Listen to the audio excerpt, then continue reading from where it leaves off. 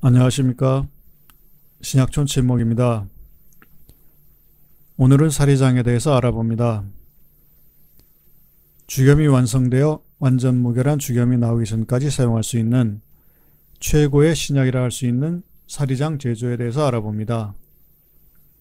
하지만 아직까지는 여러모로 부족한 점이 많아 더욱 많은 연구와 경험이 필요합니다.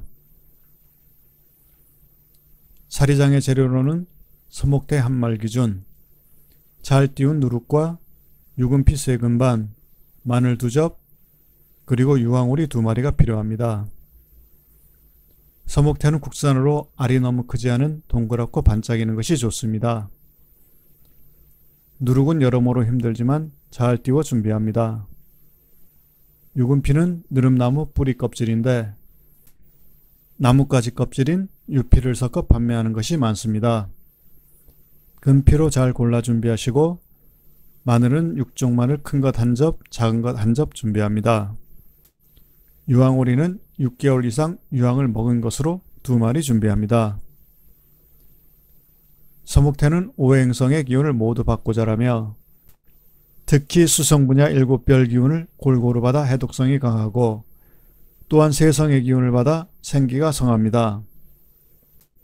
사리장용 누룩은 만들기가 어렵고 까다롭습니다. 간단히 설명하면 밀을 구해 누룩을 띄우는데 술을 담아 독한 술로 걸러 누룩을 만들 때 밀을 이 술로 반죽하여 띄웁니다.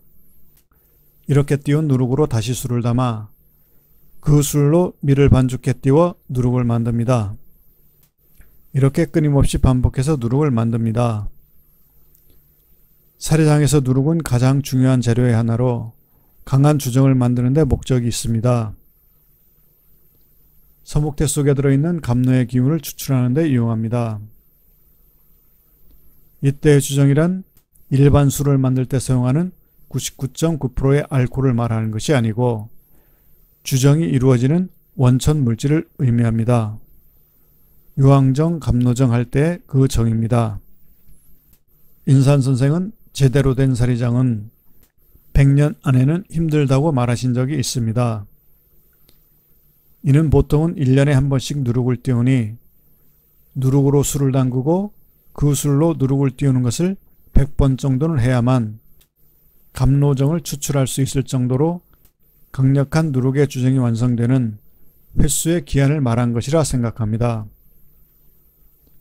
유황오리는 보통은 직접 키우지 못하므로 구입해야 하는데 좋은 유황오리를 구하기도 쉽지는 않습니다. 몸집이 큰 유경종자를 키우는 곳도 있고 폐사를 걱정해 유황을 너무 적게 먹여 키우는 곳도 있습니다.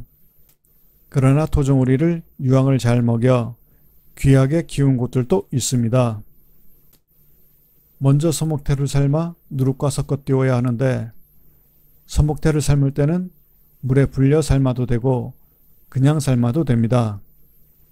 각자의 익숙한 방법을 택하면 됩니다. 초보자는 되도록 불려 삶는 것을 추천합니다. 잘 삶은 서목태를 누룩과 함께 섞어 띄우는데 진을 내어 띄우는 것이 청국장 띄우는 것과 비슷합니다. 다만 누룩을 섞어 띄우는 것이 특이한데 서목태와 누룩을 섞는 비율이 중요합니다. 누룩의 양이 많으면 진이 나오지 않고 너무 양이 작으면 주정의 양이 적습니다. 서목태 양의 5에서 10% 정도면 진이 잘 나오고 대체로 잘 띄워지는 편입니다. 그러나 인산선생께서 누룩 사용량을 명확히는 말 안 하신 관계로 각자의 많은 경험이 필요합니다. 현재 시중의 사리장은 보통 10% 내외로 누룩을 사용하는 것으로 알고 있습니다.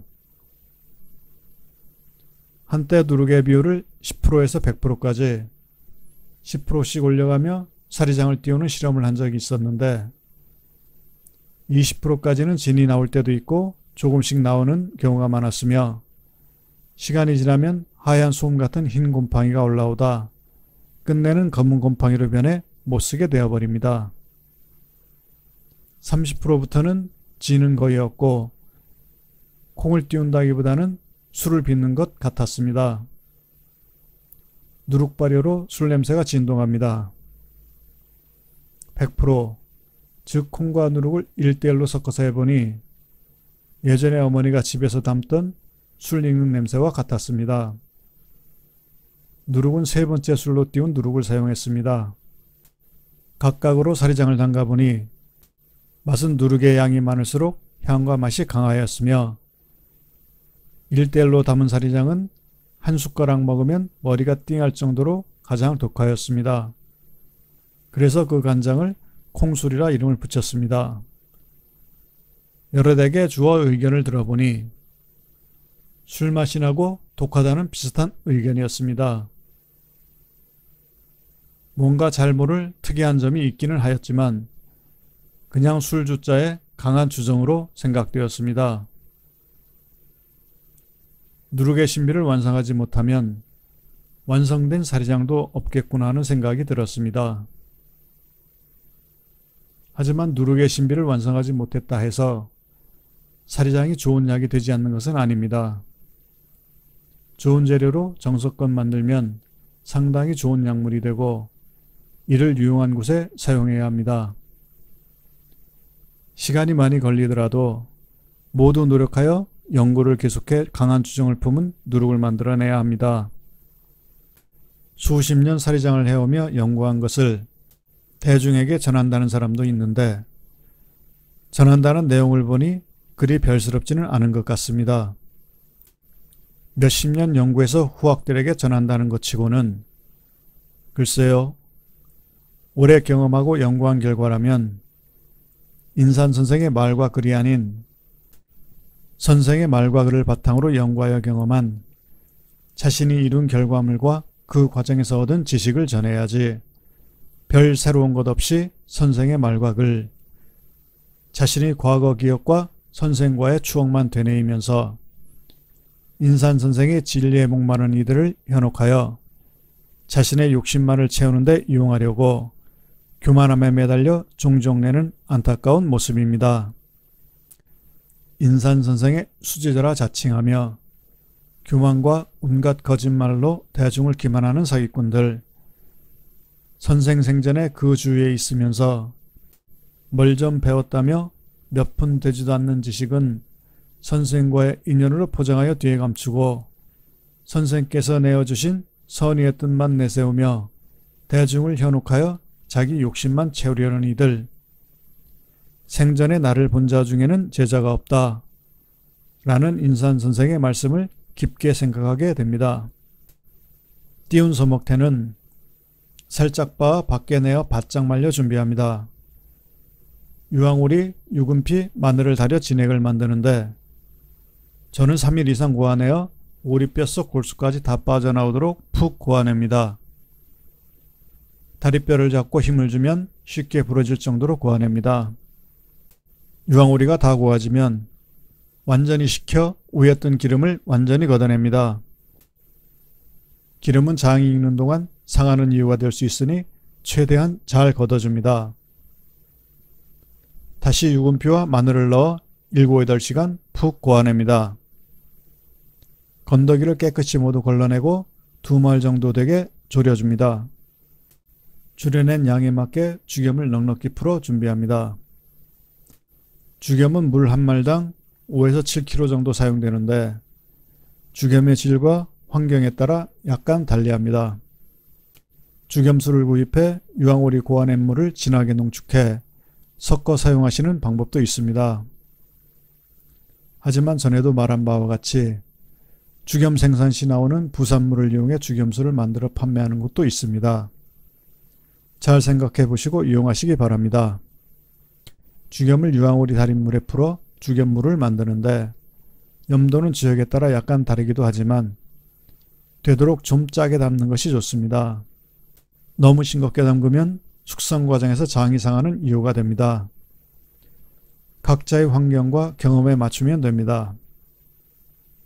죽염 물량은 콩 한 말 기준으로 보통 2말 붓는 것을 기준으로 합니다. 1년 뒤 한 말 좀 못되게 완성하는 것이 좋습니다. 이제 항아리에 띄워 말려놓은 장과 죽염을 풀은 유황오리 진액을 부어줍니다. 항아리는 미리 소독하여 준비합니다.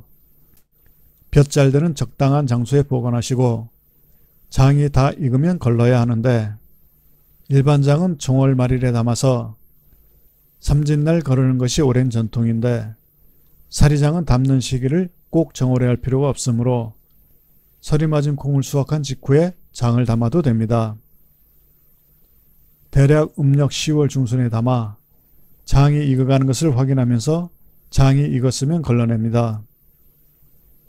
가루내어 담갔으면 좀 일찍 거르기도 하고 소목태를 좀 굵게 빻았으면 삼진날쯤 거르기도 합니다. 보통은 2달 정도 후에 걸러냅니다. 시험적으로 소목태를 아예 빻지 않고 가을에 거르기도 해보았지만 별 특별한 점은 없었습니다. 걸러낸 간장을 다시 소독한 항아리에 넣고 볕잘 드는 곳에서 1년을 숙성하면 사리장이 완성됩니다. 항아리에 숯등으로 금줄을 매거나 장 위에 띄우는 전통이 있는데 이 또한 각자의 생각에 따르면 될 것입니다. 오래 숙성할수록 더 좋은 사리장이 됩니다. 이때 거른 간장을 달여서 숙성하는 방법과 그냥 숙성하는 방법으로 갑론을박이 있는데 끓이면 간장 속 유익균이 죽는다고 달여내면 안 된다 말하는 이들이 있습니다. 글쎄요. 저는 충분히 달여 끓어오를 때 된장 찌꺼기가 올라오는 것을 모두 깨끗이 걷어내어 맑은 간장을 항아리에 숙성 보관했습니다. 숨쉬는 장독에 넣어두면 자연스럽게 필요한 균이든 성분이 합성되는 것이 맞는 것 같습니다. 거른 된장은 누룩이 섞여 있어 일반 된장과 좀 다릅니다. 서목태든 일반 메주콩이든 좀 삶아 거른 된장과 한 2~5달 같이 섞어 띄우면 먹기 괜찮은 된장이 됩니다. 건강에 도움이 되는 된장으로 사용하시면 됩니다. 사리장은 콩을 띄우는 기술과 재료가 중요합니다. 콩을 띄우는 기술은 많은 반복된 경험이 필요하며 재료도 좋은 것을 준비해야 합니다. 시중의 사리장은 가격이 상당히 비쌉니다. 적은 양도 몇십만 원씩 하여 부담이 되는 가격입니다. 가격이 비싼 이유는 시간이 오래 걸리는 것과 유황오리의 가격도 이유가 있지만 가장 큰 이유는 죽염 가격입니다. 죽염물을 만드는데 죽염이 많이 쓰이는데 죽염의 가격이 많이 비싸니 어쩔 수 없이 간장이 비싸지는 것입니다. 많은 사람들이 사리장을 이용하기 위해서는 죽염 가격이 한참 내려가야 합니다.